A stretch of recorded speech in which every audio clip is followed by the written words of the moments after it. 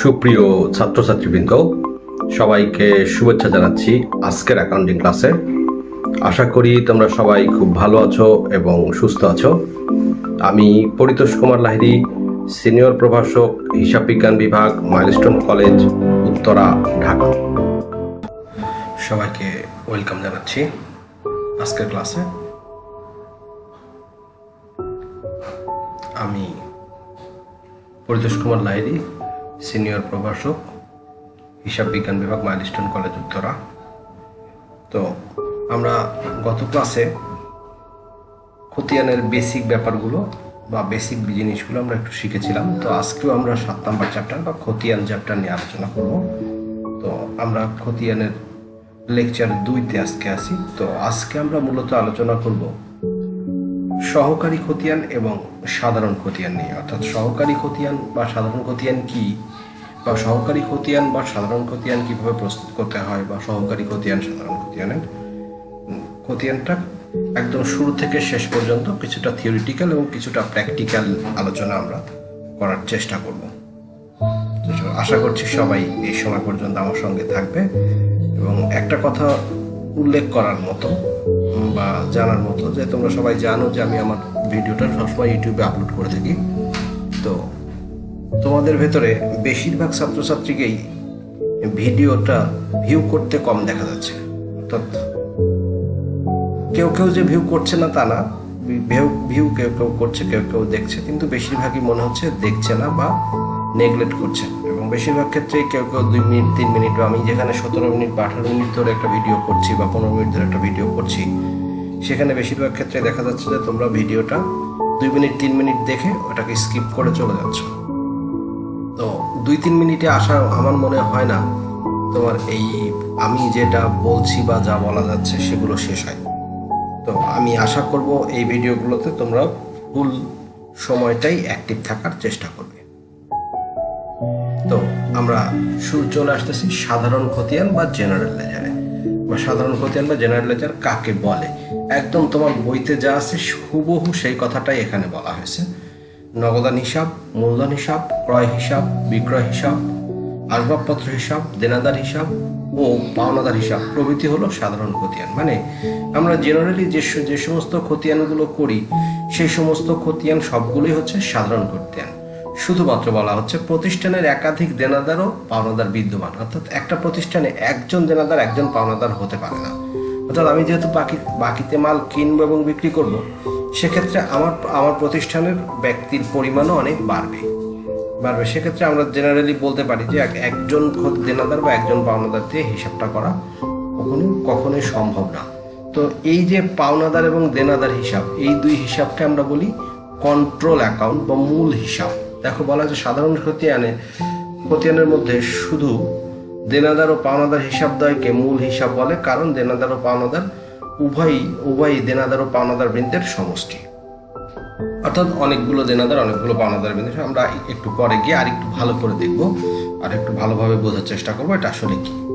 তো চলে আসে এবার আমরা সহকারী খতিয়ান বা সাবসিডিয়ারি লেজারে যাই।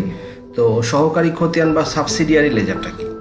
তো সহকারী খতিয়ান বা সাবসিডিয়ারি লেজার বলা হচ্ছে সাধারণ খতিয়ানের বাইরে প্রতিটি দেনাদার, মানে ওই যে কথাটা বলা ছিল দেনাদার এবং পাওনাদার, যে প্রতিটি দেনাদার ও পাওনাদার জন্য স্বতন্ত্র খতিয়ান তৈরি করতে হবে, প্রত্যেকের জন্য আলাদা আলাদা, অর্থাৎ রহিমের জন্য আলাদা, করিমের জন্য আলাদা, এরকম যে নির্দিষ্ট কোনো দেনাদারের টাকা কত টাকা পাওনা এবং কোন পাওনাদারের কত টাকা দেনার সেটা সহজে জানা যায়। অর্থাৎ আমরা রহিম এবং করিমের জন্য যে আলাদা আলাদা হিসাব না করি, তাহলে আমরা বুঝতে পারবো না যে রহিম আমার কাছে কত পায় বা করিমকে আমার কত দিতে হবে। এই জন্য আমরা সহকারী খতিয়ান করি, বা সাধারণ খতিয়ানের পাশাপাশি আমরা সহকারী খতিয়ান করি। সহকারী খতিয়ান বা সাধারণ খতিয়ান মূলত দেনাদার এবং পাওনাদার বেসড। দেনাদার এবং পাওনাদারের উপরে ভিত্তি করে আসলে সহকারী খতিয়ান বা সাধারণ খতিয়ান প্রস্তুত করা হয়। আসো আমরা একটা চিত্রের মাধ্যমে দেখা যাক। ধরো এই পাশে দেনাদার, এই পাশে পাওনাদার, আমরা দুইটা হিসাব করেছি। দেনাদারে দেখো রহিম, করিম, সালাম, কালাম। তাহলে সাধারণ খতিয়ান দেনাদার আর পাওনাদার টোটালটার জন্য, আর রহিম, করিম, সালাম এবং কালাম এরা হচ্ছে সহকারী খতিয়ান, অর্থাৎ এরা দেনাদারের পার্ট। আমি এদের রহিমের কাছে টাকা পাবো, করিমের কাছে টাকা পাবো, সালামের কাছে টাকা পাবো এবং কালামের কাছে টাকা পাবো। আমরা এদের কাছে টাকা পাবো, তাই এরা হচ্ছে সহকারী খতিয়ান। তার মানে একটা জিনিস খুব সহজে বোঝা যাচ্ছে যে দেনাদার মূল হিসাবটা হবে হচ্ছে দেনাদার দিয়ে, আর সহকারী খতিয়ান হবে হচ্ছে ব্যক্তি বা প্রতিষ্ঠানের নামে। ঠিক দেখো পাওনাদারের ক্ষেত্রেও ঠিক সেম, আবুল, কাবুল, জব্বার আর রশিদ এরকম 6 জনের নামে 4 জনের নামে আমরা পাওনাদারের জন্য খুলেছি। তার মানে একটা দেনাদার, একটা পাওনাদার এবং পাওনাদারের ভেতরে দেখো আবুল, কাবুল। এখন আমার জানতে হবে আবুল কত টাকা পায়, কাবুল আমার কাছে কত টাকা পায়, বা জব্বার আমার কাছে কত টাকা পায়, অথবা রশিদ আমার কাছে কত টাকা পায়। এটা যেহেতু আমার জানতে হবে, জানার জন্য আমাকে এদের জন্য আলাদা আলাদা হিসাব রাখতে হবে। তাহলে আমরা খুব সহজেই বলতে পারি যে এখানে যে হলুদ কালিতে যেগুলো করা আছে তারা সবাই হচ্ছে সহকারী খতিয়ান, আর সবুজ কালিতে যারা আছে তারা হচ্ছে সাধারণ খতিয়ান। মোটামুটি ক্লিয়ার, না হলে আমরা অঙ্কে চেয়ে দেখব। কিন্তু কথা হচ্ছে এতক্ষণ যে কথাগুলো বলা হলো সেটা আসলে ছিল থিওরিটিক্যাল। প্র্যাকটিক্যাল লাইফটা আসলে একটু কঠিন। প্র্যাকটিক্যাল লাইফে আমাকে অঙ্কটা করার পদ্ধতিটা জানতে হবে। তো দেখো, সাধারণ খতিয়ান হবে সবসময় মাসের শেষ দিন, মানে লাস্ট ডেট, যেদিন মাসটা শেষ হবে সেদিন। তারপরে সাধারণ খতিয়ানে সবসময় মূল জাবেদাকে অনুসরণ করবে। আমরা দেখব মূল জাবেদাকে অনুসরণ করে কি করে, এবং সবসময় মোট টাকা দ্বারা হবে। মোট টাকা দ্বারা খতিয়ানে স্থানান্তর করা হয়ে থাকে বা করা হবে, আমরা দেখব। তো আমরা এখন চলে যাই একটা সাধারণ খতিয়ানে। আমরা একটা ক্রয় জাবেদা নিয়ে সাধারণ খতিয়ান করার চেষ্টা করব। দেখো, ক্রয় জাবেদা তোমাদের সবারই মনে আছে, তারিখ, ক্রেডিট হিসাব খাত, শর্ত, চালান, সূত্র। তারপরে আবার নভেম্বর 5 ধরে নাও, আমরা একটা ধরে নিচ্ছি জনি ট্রেডার্স, চালান, সূত্র 97,000 টাকা। আবার চলে আসো নভেম্বর 18 করিম ট্রেডার্স, শর্ত দেয়া আছে, চালান নম্বর, সূত্র, টাকার পরিমাণ। এবার মোট টাকা কত? 2 লাখ। তো এখানে ক্রয় হিসাব আর পাওনাদার হিসাব, এইটা আসলে সেই মূল জাবেদা। আমরা যেটাকে বলেছি মূল জাবেদা বলতে আসলে এখানে এই জাবেদাকে বোঝানো হয়েছে। মূল জাবেদা বলতে এই জাবেদাটা, অর্থাৎ ক্রয় জাবেদা বা ক্রয় হিসাব বা পাওনাদার হিসাব। ক্রয় হিসাব ডেবিট, পাওনাদার হিসাব ক্রেডিট, এই জাবেদাটাকে আমরা মূল জাবেদা বলতে এখানে এটাকে বুঝিয়েছি। এরপরে চলে আসো মাসের শেষ দিন বলতে আসলে নভেম্বর মাসের শেষ দিনের কথা বলা হয়েছে, অর্থাৎ এক কথায় 30 তারিখ। নট সব ক্ষেত্রে আবার 30 তারিখ না, যে মাস 31 দিনে সেটার ক্ষেত্রে 31 তারিখ, যে মাস 30 দিনে সেটার ক্ষেত্রে। আর ফেব্রুয়ারি মাস হলে আবার আমাকে লিপ ইয়ার হিসাব করে বুঝতে হবে যে আসলে কোনটা 30 বা 31, 28 বা 29। আর হচ্ছে মোট টাকা বলতে এখানে আসলে 2 লাখ টাকাকে বোঝানো হয়েছে, যে আমার 2 লাখ টাকার যেটা আছে সেটাকে আমরা এখানে মোট টাকা বলতে বুঝিয়েছি। তো আমরা এবার আসো সাধারণ খতিয়ান করবো। আমরা শুরুতে একটা খতিয়ানের ঘর কেটে নিই, তারিখ, বিবরণ, জাবেদা পৃষ্ঠা, ডেবিট টাকা, ক্রেডিট টাকা, জের, ডেবিট, ক্রেডিট। আবার আগের মতো তারিখ, বিবরণ, 2টা খতিয়ানের ঘর আমরা কেটে নিলাম। সেম এখানেও তাই যদি করি, আমরা দুইটা খতিয়ানের ঘর কাটছি। তাহলে এবার আসো 2টা খতিয়ানের নাম দিতে হবে। একটার নাম দিলাম ক্রয় হিসাব, হিসাবের নাম ক্রয় হিসাব, কোড নাম্বার 300। এটা ইচ্ছা মতো দেওয়া যায়, তুমি চাইলে তোমার মন মতো দিতে পারো। আমি এখানে 300 দিচ্ছি, তুমি চাইলে 1ও দিতে পারো, কোনো সমস্যা নেই।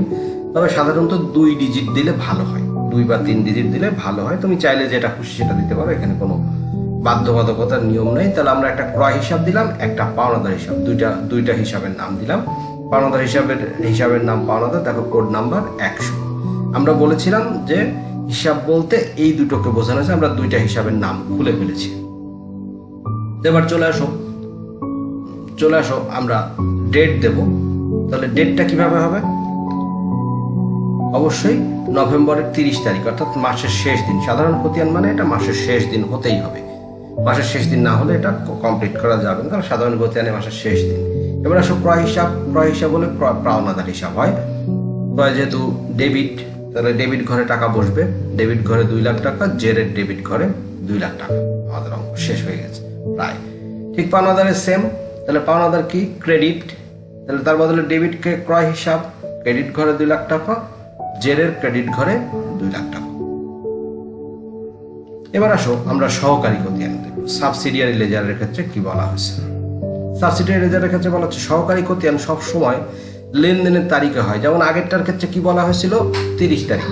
এটার ক্ষেত্রে বলা হচ্ছে কি না, লেনদেনের তারিখেই হবে, যেদিন লেনদেন সেদিন। জাবেদায় ব্যক্তি বা প্রতিষ্ঠানের নাম হবে, অর্থাৎ যে কোনো ব্যক্তি বা প্রতিষ্ঠান এখানে উল্লেখ করা হবে, অন্য কারো নাম এখানে উল্লেখ করা হবে না।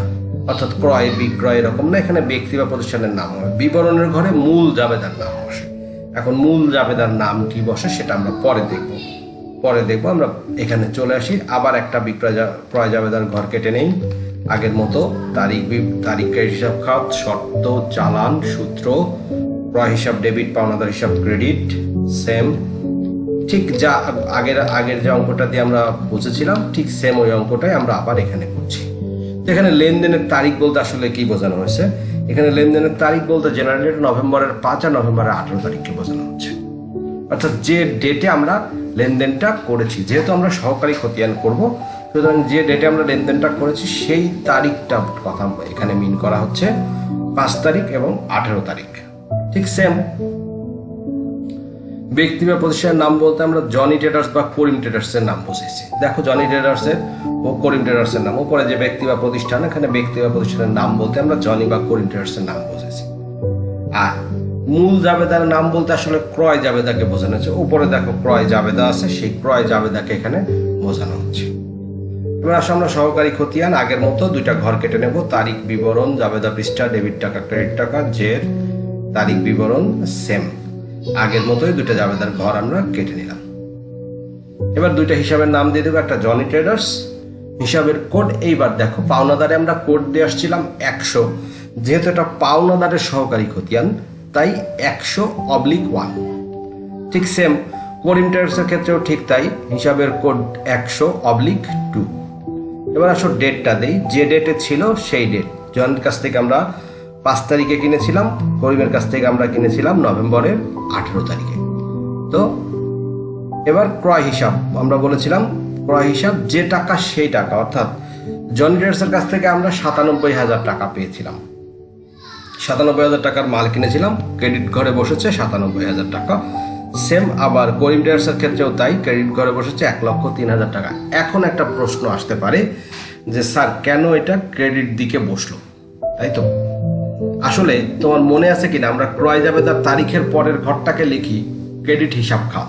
মানে আমরা নিজেরাই লিখে আসছি জনি ট্রেডার্স আর করিম ট্রেডার্স হচ্ছে ক্রেডিট হিসাব খাত। সুতরাং এখানে যেহেতু ওরা ক্রেডিট হিসাব খাত আমরা লিখেছি, তাই আমরা এটাকে ক্রেডিট দিকেই টাকাটা বসিয়েছি। আশা করি তোমাদের অঙ্কটা ক্লিয়ার হয়েছে। তো আমাদের এখন সময় চলে আসছে হোমওয়ার্কের।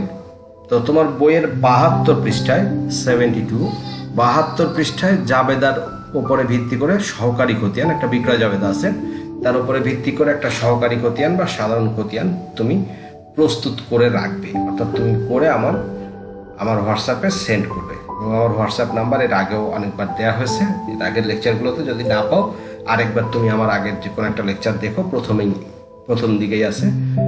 অথবা আমি আর নতুন করে আমার নাম্বারটা দিচ্ছি না, তোমাদের কাছে আছে, সেভাবেই করো। তাহলে সবাইকে এখন সময় চলে আসছে সবাইকে থ্যাংক ইউ জানানোর। তো থ্যাংক ইউ, সবাই ভালো থাকো, সুস্থ থাকো এবং বাড়িতে